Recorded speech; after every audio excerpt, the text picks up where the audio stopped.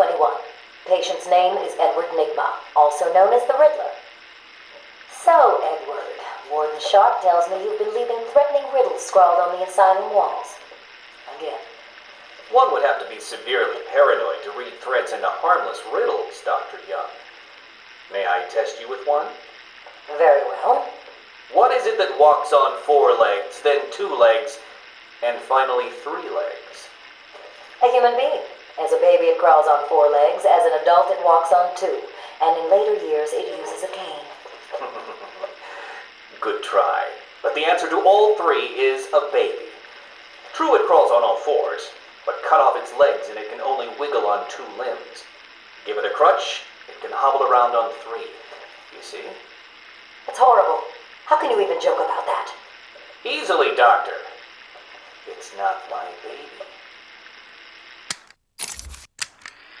Taped interview 39.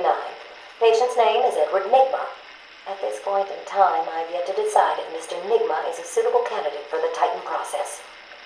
I'd like to talk about your childhood. Miserable. Next. By all accounts, that is where your fascination with riddles began. I believe discussing those years could explain your compulsive behavior. Very well. My father hated me. Always called me a moron. I see. I was determined to prove him wrong, so I entered a contest at school. A $20 prize to the kid who could figure out an almost impossible logic problem. I won, of course. And that pleased your father? Hardly. He was convinced I had cheated. He kept yelling, "You must have cheated! Admit it, you moron! You cheated!" I swore I didn't, and he hit me for lying. I'm sorry to hear that, Edward. Don't be. He was right.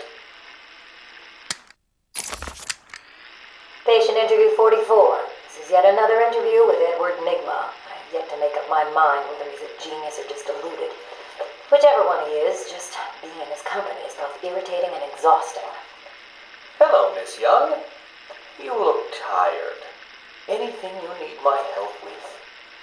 No, thank you, Edward. I am here to help you. We all are. Forgive my arrogance, Doctor, but if you think I need your help, well, you're in the right place. Let's look at it a different way. Throughout your career, you have specialized in bizarre traps and convoluted clues that more often than not result in the death of the unfortunate participants. And if the citizens of Gotham were smarter, my games would be merely an amusing diversion. Instead of death traps. You really should be thanking me. Weeding out the ignorant, the stupid, the useless. But don't worry, I'm sure you would survive. What a lovely photo on your desk, Doctor. Your family? Mother, perhaps. Put that down. Get out. Guard! Let's discuss your obsession with Batman. Hardly an obsession, Miss Young. I simply feel an obligation to expose him. You know who he is? More important, I know what he is. What do you mean? It's obvious. The mask, the weapons, the scare tactics.